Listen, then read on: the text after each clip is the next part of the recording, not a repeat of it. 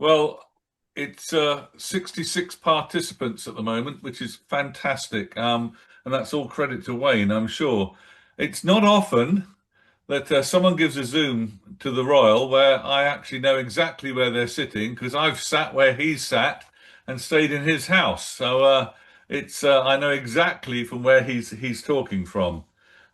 Wayne is a retired electrical engineer, lives out in San Jose, California, and he's already given us a weather forecast. So I'm quite envious.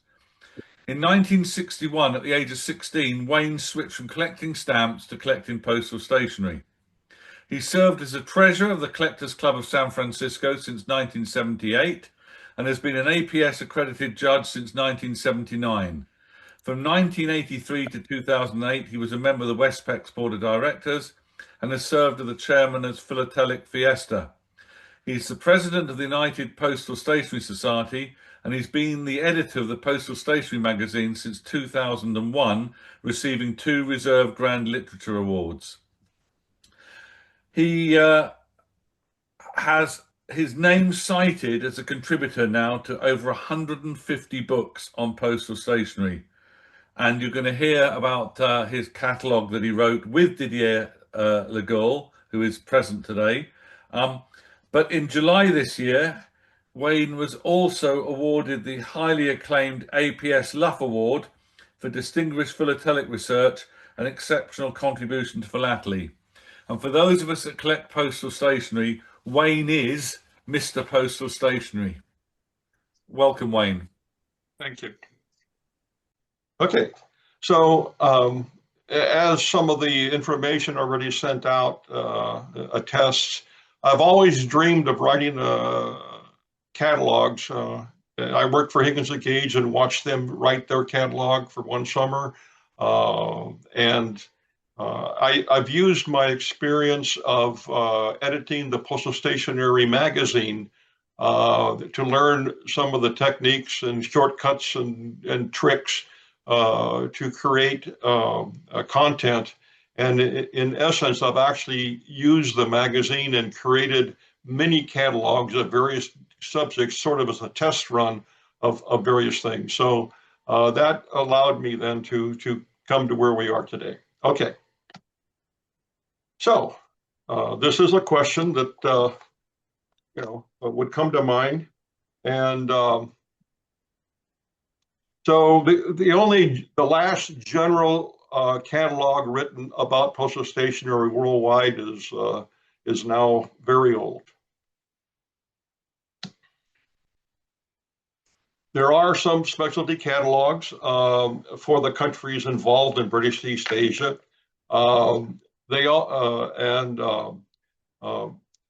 Unfortunately, the catalog prices are really inconsistent and they're not an actual good guide for dealers or collectors.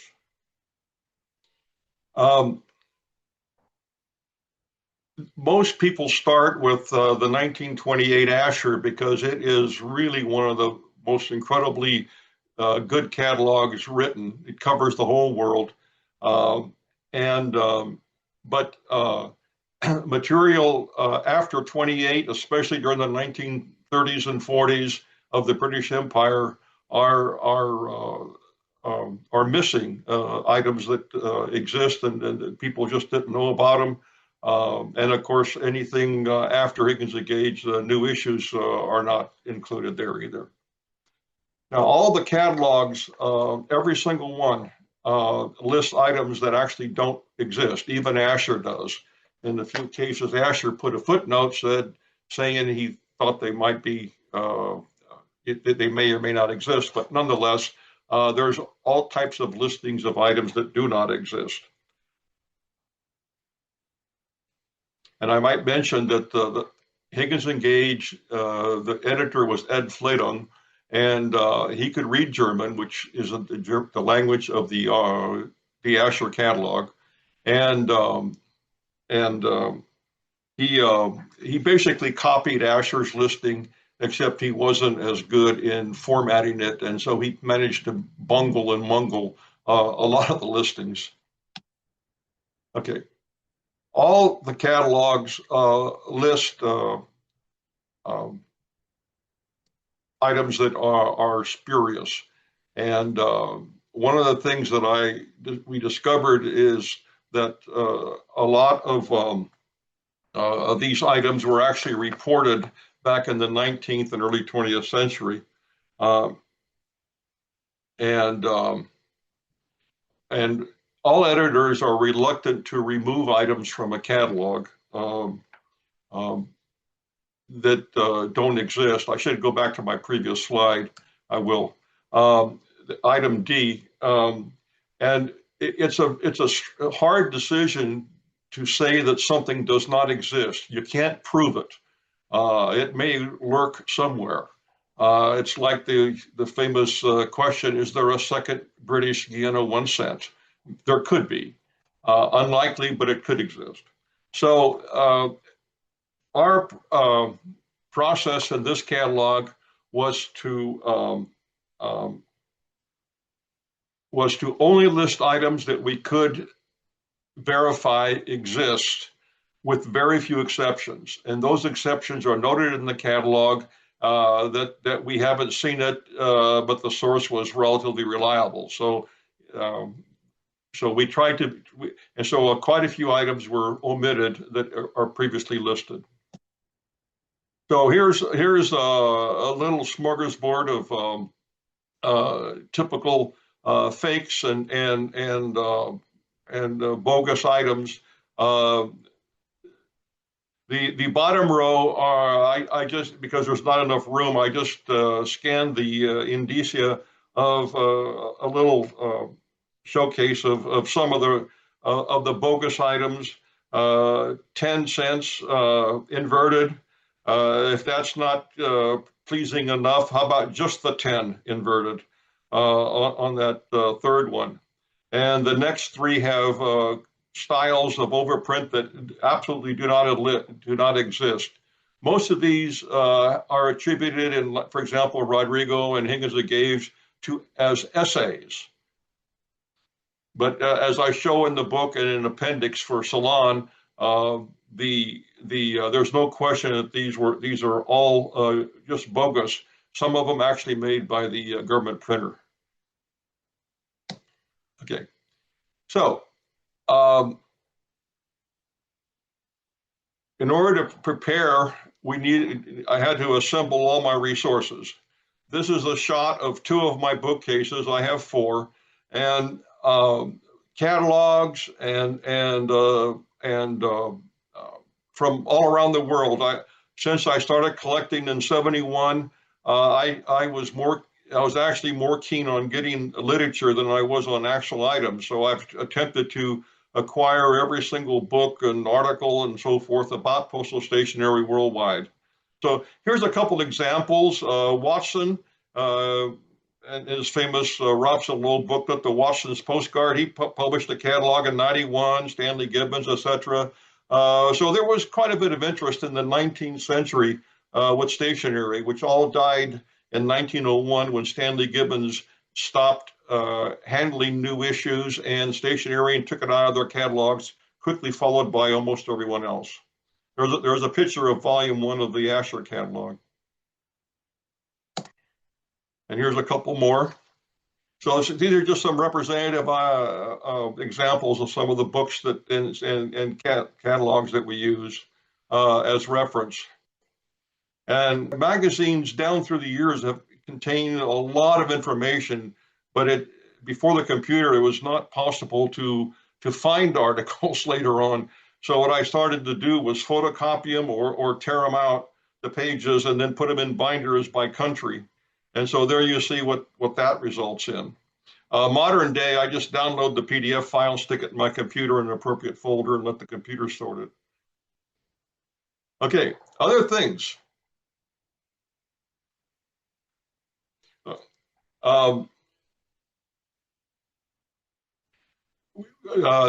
Many societies have information on the website, and so that was very useful. One thing that is extremely useful is collector's want list. I have dozens and dozens and dozens of these from collectors, most of them now deceased, who we exchanged want lists. And we mostly use things as gauge numbers. And when you aggregate it all, it really reveals what is rare and what is not. Another important aspect was getting permission from the societies and individuals to use information that's published, for example, the Malaya Study Circle, etc.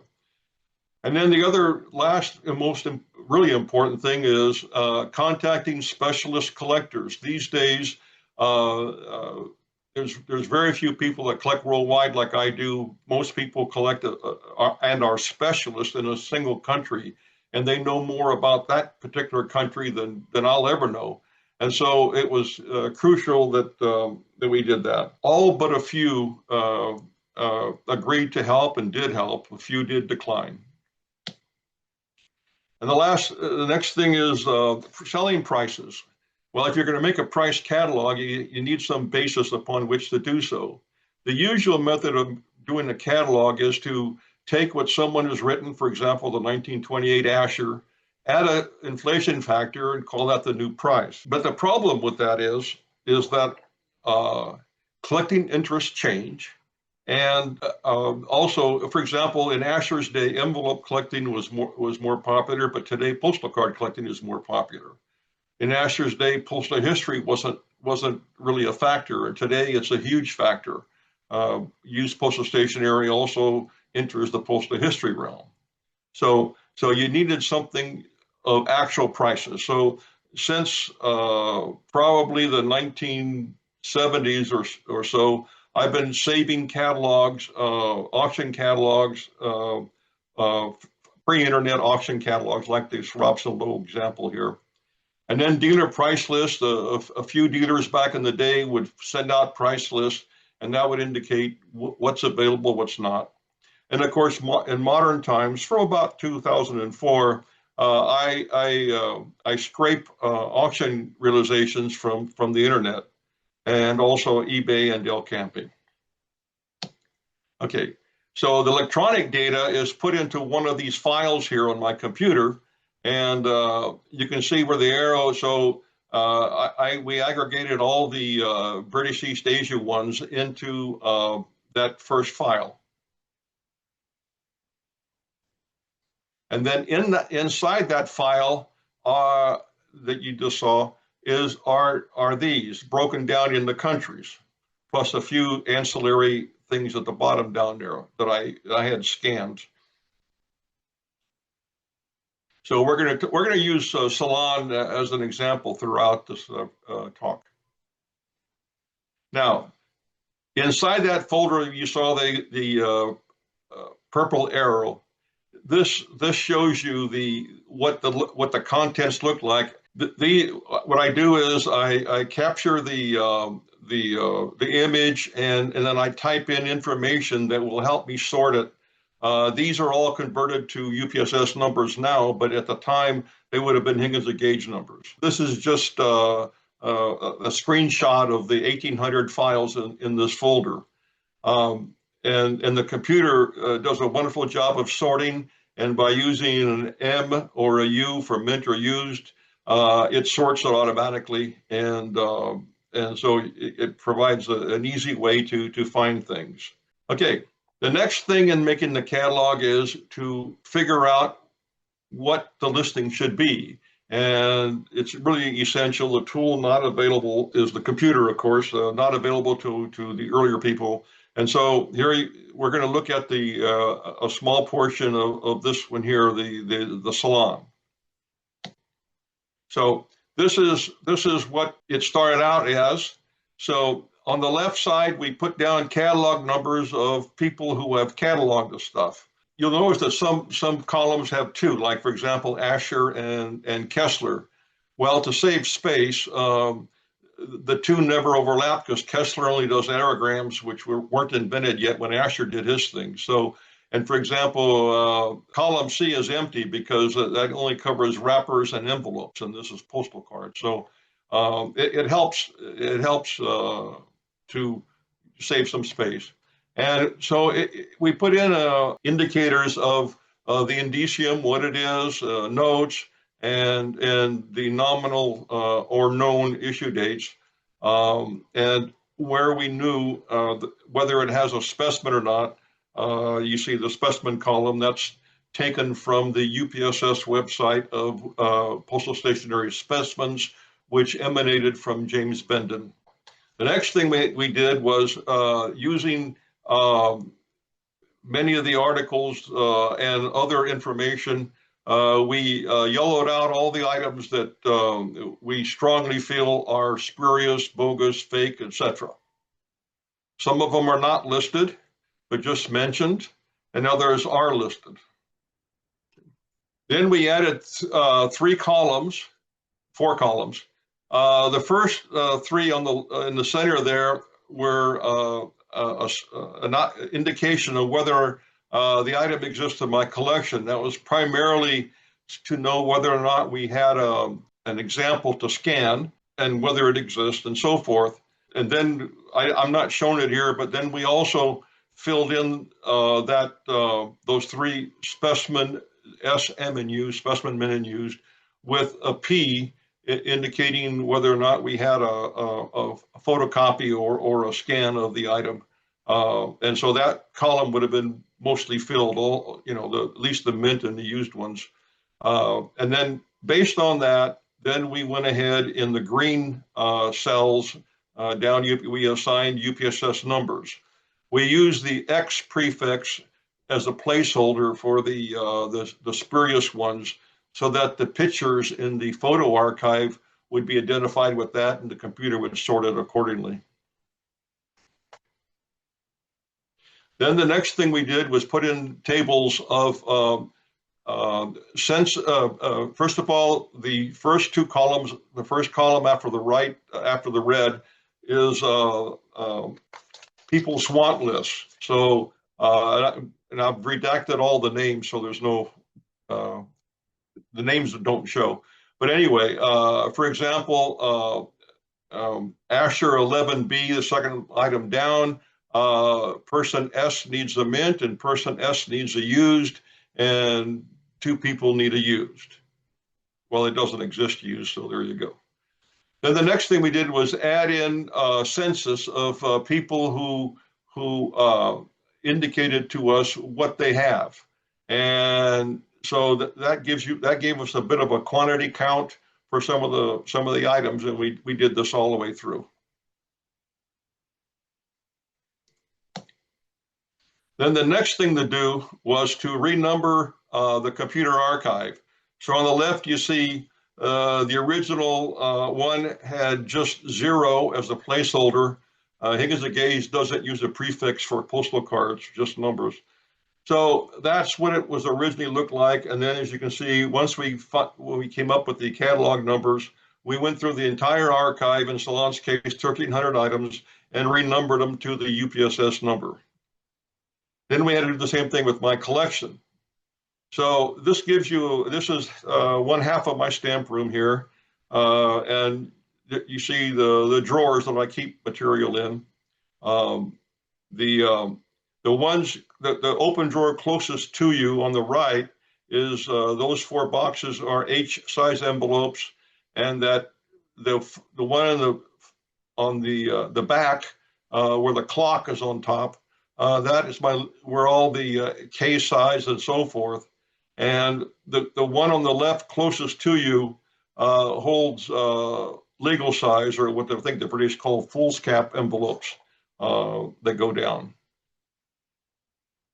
Many of these files, the metal ones, are fireproof. And this is the furthest drawer on that last one, and you can see how my material is stored. On the items, down through the years, I've always put the Higgins and Gage number. In the early days, I would put the Higgins and Gage catalog price and what I paid for it. This little card, I paid nothing for it somewhere along the line. So in renumbering, this is typical.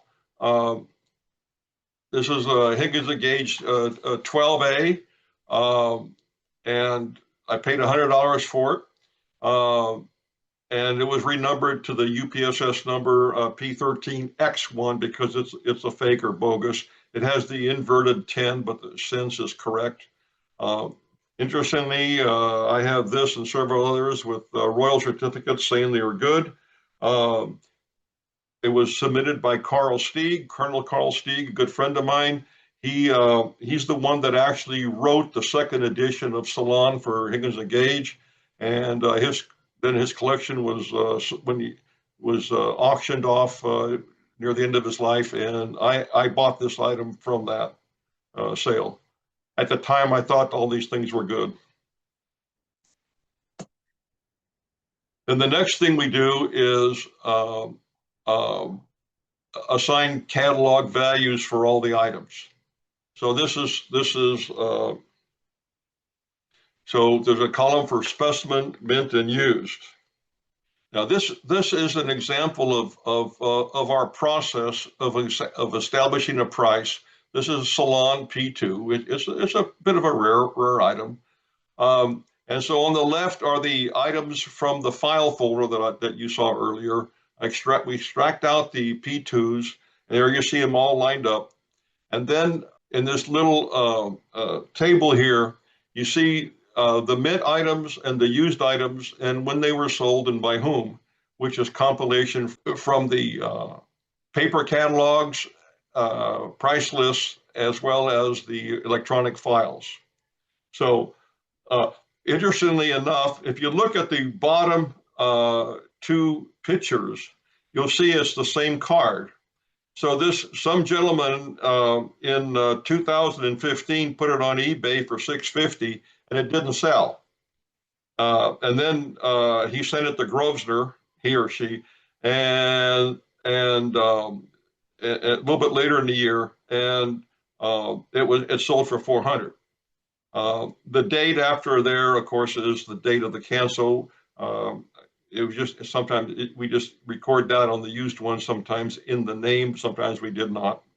By the way, all the prices in our archive, all these P2s, for example, they're all in dollars. And so in order to eliminate exchange rate fluctuations, from the very beginning, I always converted the sale price, which might have been in pounds or Hong Kong dollars or whatever, into US dollars. And that way, exchange rate fluctuations are completely eliminated from the process. So you can see that the price, for example, the mint ones, they just vary all over the map. We have to remember that up until about, let's say 20 years ago, stationery was really a forgotten stepchild of philately. And great rarities were sold for nothing, and sometimes people knew what they were doing. Two people really wanted it, and it went up.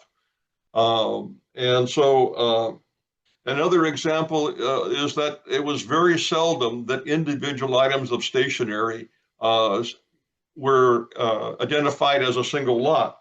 For example, we record 5 sales in which they were just huge lots in the sale where they did mention P2, but it was a huge lot of stationery. So it's really almost impossible to apportion the cost of P2 or the value of P2 versus all the other stuff in the lot. And those of course are not shown here.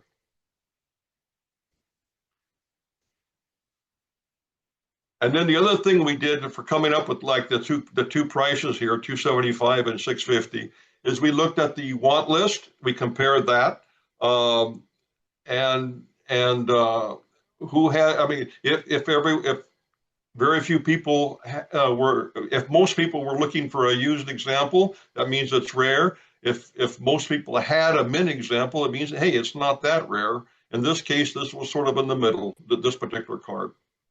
Okay, so our goal for each country was to have the prices proportional. And as an example of that, the popularity of countries is different. So for example, Burma, there's less apparently demand than there is for Malaysia. And so the same rarity of an item in Burma will be priced less than the equivalent rare item in Malaysia area. So that our goal was to have all the prices proportional throughout, and the minimum was set at $2. Okay, so then the next thing we did was put in a column for earliest known usage. These dates helped us sort when things were issued, especially in Ceylon and a few areas that there's almost no good reference. And these dates are posted on the UPSS website for each country. And we anticipate, and it's already happening, that the dates will be modified as earlier items are sent to us for consideration of lower dates. So this table here I made up tells you how many items are in the spreadsheet for each country. Then during the 2-year period, we kept revising the numbers and knife designations and all kinds of stuff. Every time we did, we had to revise the spreadsheet, revise the computer archive of sale price file names, and revise numbers in the collection. So here's an example of Ceylon, which ended up E144, envelope 144. You can see it was revised 4 times. On the glass scene, so you don't have to open it up every time, we often wrote what the manufacturer's imprint under the flap. The original Higgins gauge number you see there in the upper right. And Graham Winter wrote a catalog published by the Royal and identified George V envelopes. And so we initially thought this item was a variety, not listed, and then because his is primarily color-based, and then after several iterations, we thought, no, it really is his number 62. And then as we were doing this, we kept discovering more knife shapes and different orders in which they were done and so forth. And you can see the knife shape has been revised 4 times. So we found that the knife shape was the key to understanding the printings of the Ceylon envelopes because the color alone was the color of these locally printed envelopes ranges so much that, and the rates went up to 6, down to 5, up to 6, down to 5. They just kept using the same dies and so forth. It was only through finally figuring out the evolution of the envelope knives. It's that cookie cutter device that they used to cut out the envelope blank, and as they wore out, they would create new ones with a slightly different shape. So these are all illustrated for the first time in our catalog. The other thing we had to do was we wanted to show mint illustrations, if at all possible, and some items do not exist mint. Like, for example, this card on the right does not exist. It only exists used. So with the magic of Photoshop, we were able to remove the 4, do it from the one on the left, and in the catalog, the one on the right is what's shown for the original. One of the more difficult things is creating the knife shape. So we tried several methodologies, and in the past, I've done a lot of hand drawing for some of my articles and so forth, but that's really a very poor and time-consuming and non-accurate way of doing things. So we finally came up with the following system. The first, we would put the item over a light box, and we would oftentimes put small little pencil dashes on the curvature points or just the hidden points of the envelope with a very soft lead pencil. Then the key was we scanned it on a background, and we put in 2 pieces of black paper two so they could snuggle all the way to the left and one on the right and overlap in the middle. And we would take a scan like that.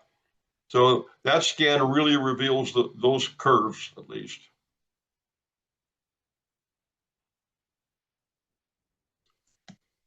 Then using Photoshop's magic eraser tool,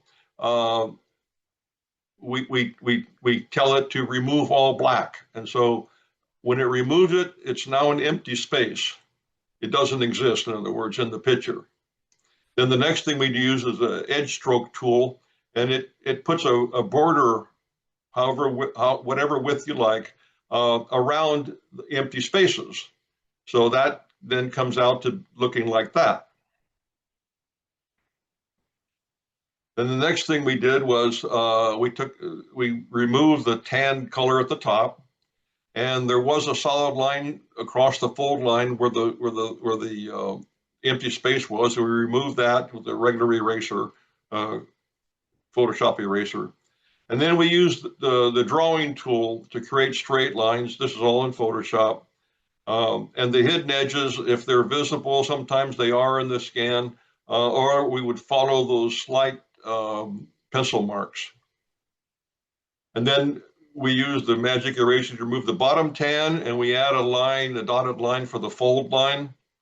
And then Didier did most of the last part of using Microsoft. You can insert curves and so forth right in Word, and then from these we create JPEGs,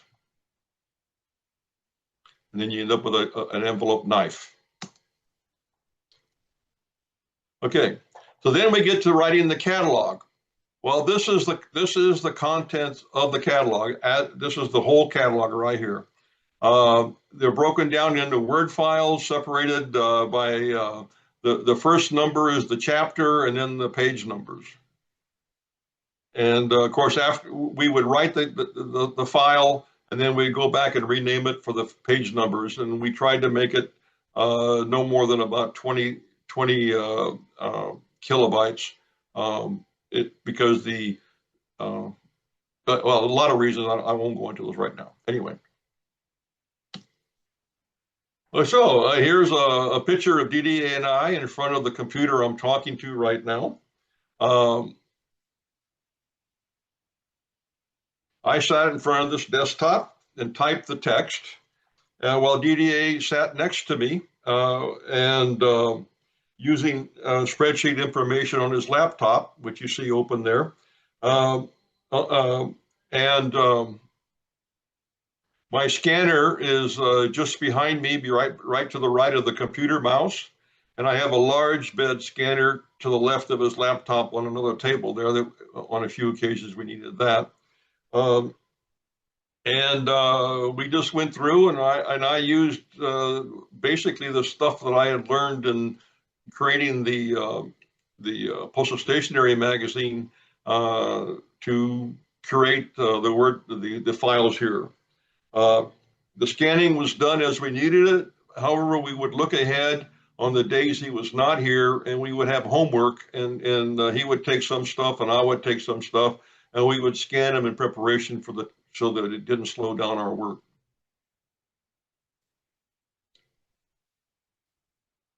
We often made translations of text, Sinhali or other languages, by making a scan of the text, and we would paste that scan into Google Translate, and out would come the translation. We took maps from the internet and revised them to suit our purposes.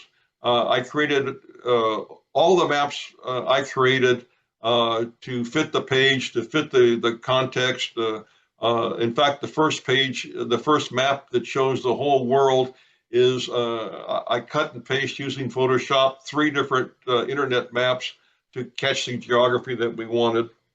We did Google searches for information. Wikipedia was the big help.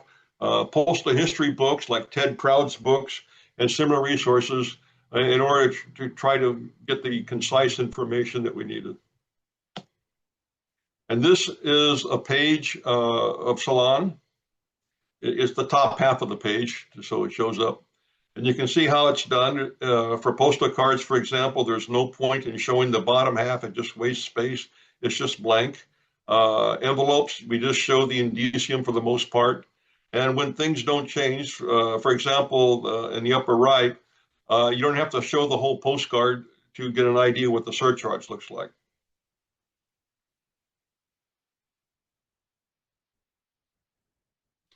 And we have 3 columns in there. Specimen. The specimen column only appears if on that page there's a specimen. In the case on the left, there is no specimen in that column, so it doesn't appear. And on the right, there's one below on the bottom of the page, so it starts at the top that way. This view from Word shows all of the punctuation marks. It shows the tabs, it shows the spaces, it shows the paragraph returns and so forth. And this is key in order to keep our sanity as we're trying to, we move borders and tabs and so forth around, and you really need that. The next slide is the same picture with those tabs removed, with the Word not showing the paragraph marks, and there you are. So that's what would appear then in the catalog, and does appear in the catalog. We for the template of each page, one of our goals was to make the type as big as possible. So we settled on 10 point, which is pretty good size for a catalog.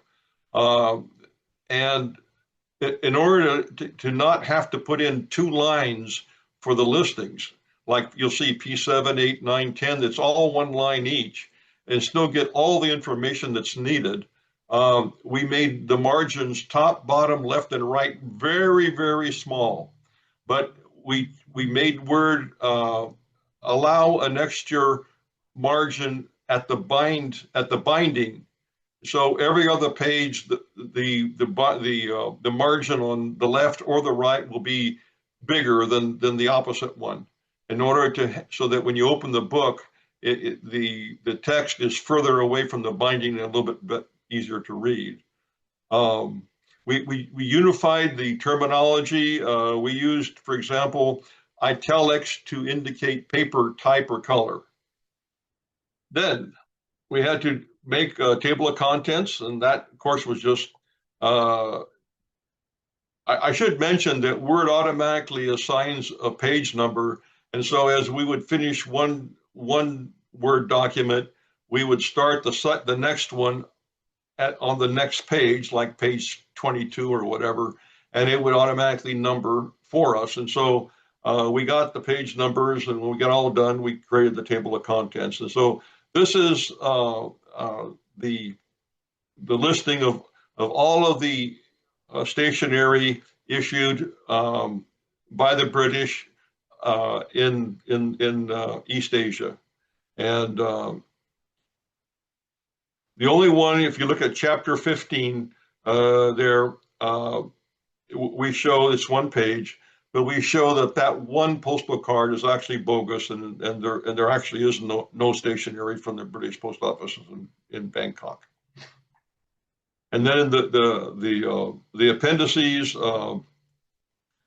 Ceylon gets the most because it had so much stuff.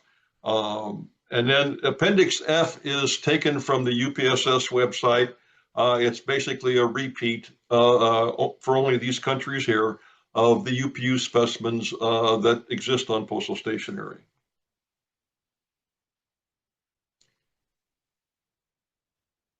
Okay, then we made a cover, and we tried to incorporate most of the countries involved, the country areas, and the different types of postal stationery, envelopes across the top, and cards and aerograms and registrations, postal orders, etc.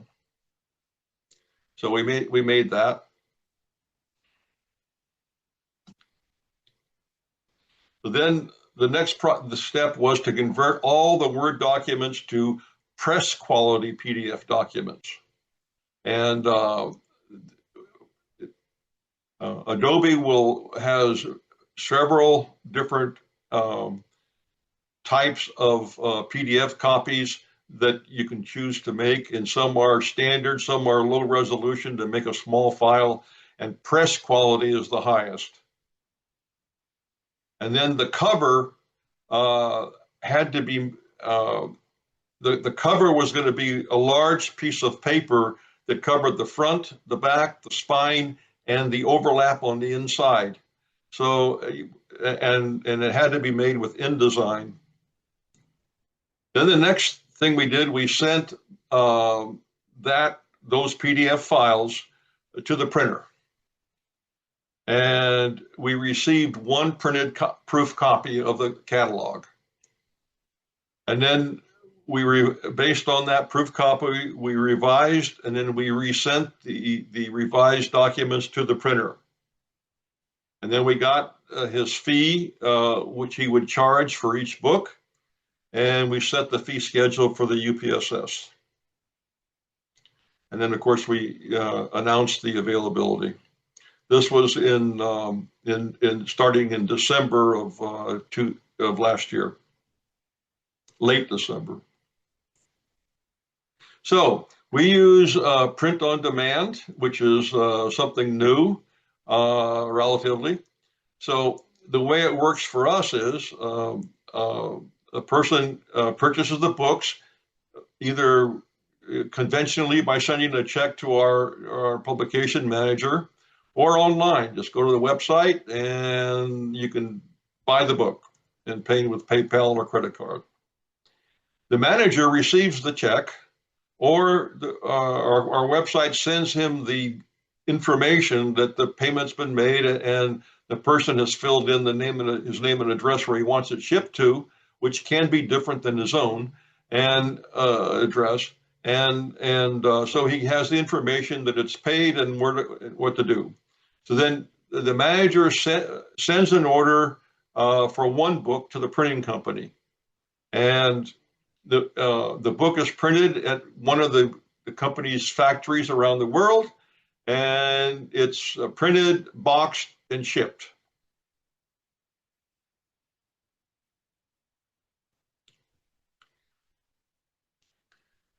So our goal was not just to write a catalog, but one that was to be a somewhat specialized catalog with accurate listings and real catalog values. So as the book got out, people pointed out errors and so forth, and these are being collected as we talk, and we for the ones that are serious, in other words, there's one case in Ceylon where the mint and use price got switched compared to what the spreadsheet says it should be and what the real is. So there's an errata page posted on the UPSS website, and each person who is sent a copy of the book is also sent an email link to that page, so you can download it and make the corrections, for your catalog. I mean, for your use.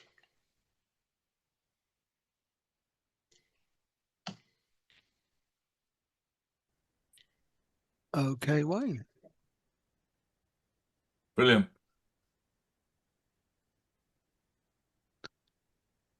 Okay. Thank you. Well done.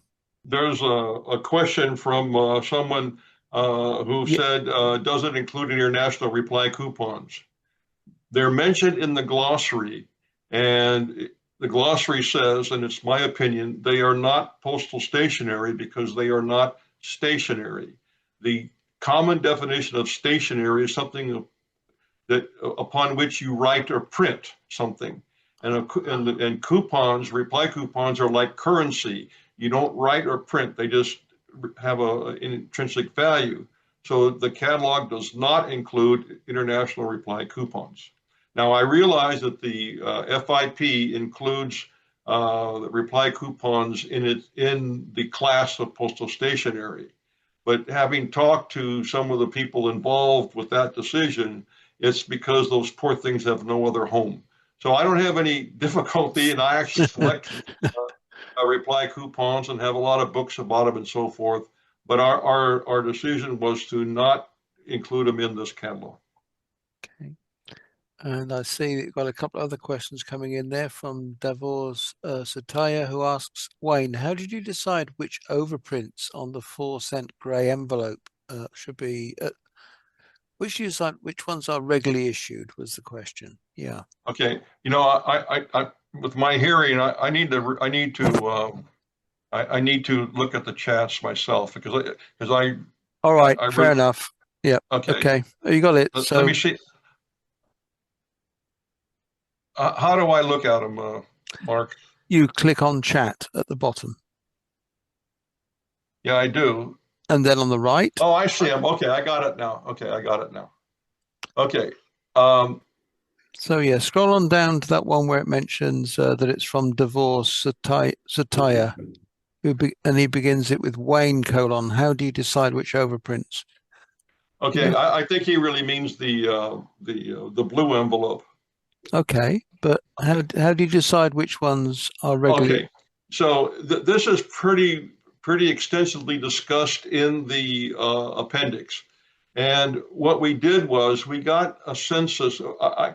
When I wrote my articles, this was about 10 years ago now, I got scans of all the quote unusual end quote overprints, inverted, upside down, reading up, etc., and different fonts.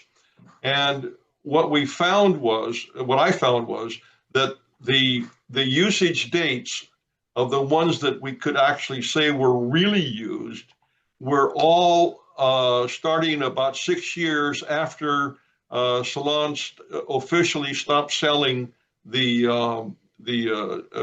recalled. I mean,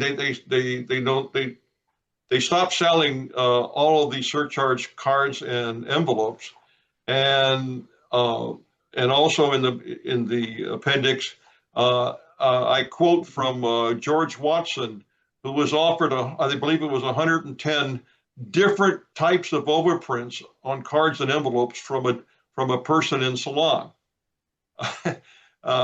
And so the ones that we put in the catalog with an EZ prefix, we say were done by the government printer because analysis of the type shows that it's exactly the same type as some of the listed ones, but they're inverted sideways, upside down, and so forth. And so none of the used ones are contemporary. Many of the used ones are actually CTO with a filled-in address, and that's how we determine which ones are real. Okay, thank you. And your friend Dennis asks, do you have a plan for a new edition every couple of years, say every 2 to 6 years? Okay, my plan, we've already made so many changes, hundreds of changes to the catalog, and also new additions. As we go along, people are sending me things that we didn't know about, corrections, and I'm gathering new prices as we go along. And so there's probably going to be one early next year or mid-year next year. And when we do that one, we will make a PDF copy available probably. Yeah, because that's the next question. Lars Olaf Nielsen asks you, is it available as PDF? Yeah, currently not, but we will. Most of the UPSS books are available as a PDF download, and we will, when we come out with the second edition, almost for sure we will make it available as a PDF download. Okay. Paul Davies' question, which maybe you can read for yourself now. How do you deal with cards with official post office illustrations? For example, each illustrated and a set price. Okay. There, in British East Asia, the only ones with government printed illustrations are the modern ones from Hong Kong SAR and Sri Lanka. And those were printed as part of a postal card set or so forth. And they're listed if they have the same indicium, but just different views on the back, for example.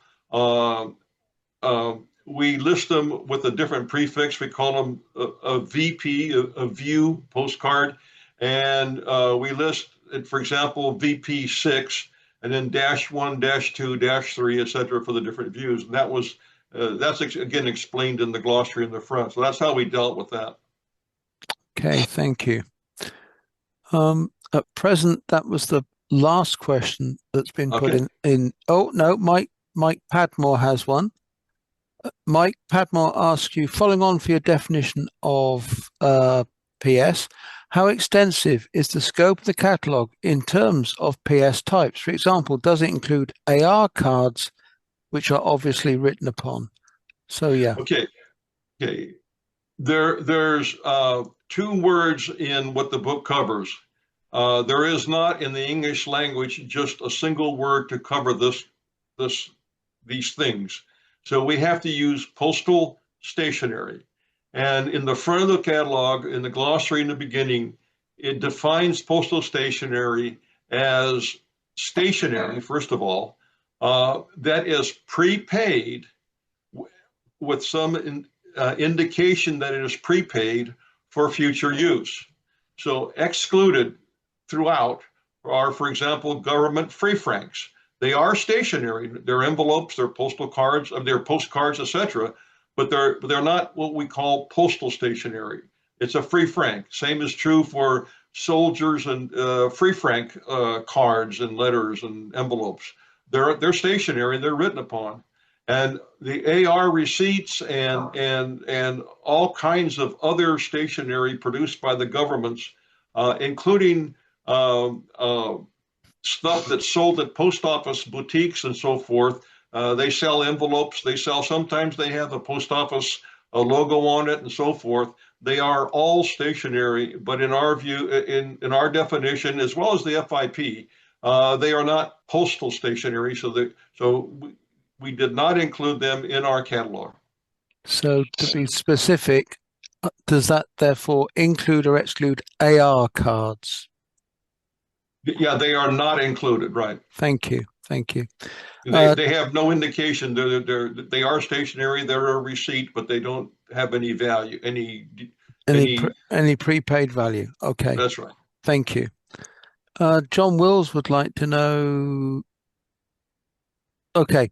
John Wills would like to know, in terms of your production process, why did you use Microsoft Word instead of a publisher such as InDesign? Okay. As I mentioned, I've been using Word to publish the Postal Stationery magazine since 2001. I have become so used to and adept at using Word's features, and it has some features that I really like that InDesign doesn't have, and publisher and so forth. One of the features is, since I have a 2-column format, when we add something, the columns roll off to the next column or the next page automatically in Word. So the process for doing a catalog type thing with just tons of pages with column after column, and the columns one ends and another one starts, and it's just a continuum, and Word will automatically re-columnate, if you will, pictures and so forth, and it works just really great for me, and that's the reason I use it. Okay, thank you. So basically, ease of use. Yeah, right. Yes. Okay. For this kind of thing. Right. Simon, I think we should say that was the final question, given that we've just spent about 10 minutes, quarter of an hour on questions. So Simon, I'd like to hand back to you. Please, thank you. It's not often one gets a chance to ask a friend to give a Zoom when you know that friend has spent so much time producing something as good as this book. I asked Wayne to do this Zoom to nearly coincide with the book coming out. I've, in a very, very, very small and insignificant way, have been part of this, because on the Sarawak side, Wayne and I have been emailing for years on various bits and pieces. and he's been enormously helpful to me. As some of you know, I'm writing a book on Sarawak postal stationery, and Wayne's advice and help is beyond what you'd expect someone. The book is a work of art. It is fantastic. You know, just from that presentation to us all, the huge amounts of work done by Wayne, and of course his co-author Didier LeGall, who's also on here. And Wayne, you should be commended. Thank you very much for a great presentation. But more importantly, this book is now the definitive book on postal stationery for British East Asia. And I commend it to all of you to buy a copy. It's absolutely superb. Thank you very much, Wayne. So one little teaser is Didier and I have been starting the process of our next volume. What's it going to be? India and States. Ah, right. And if I live long enough, my goal is to cover the entire British Empire. Yeah. But no, Wayne, it was a superb presentation, and everybody can see how much work you put in. And I think in my time of running these Zooms, I think it's the highest participants, largest number of participants we've had for Zoom.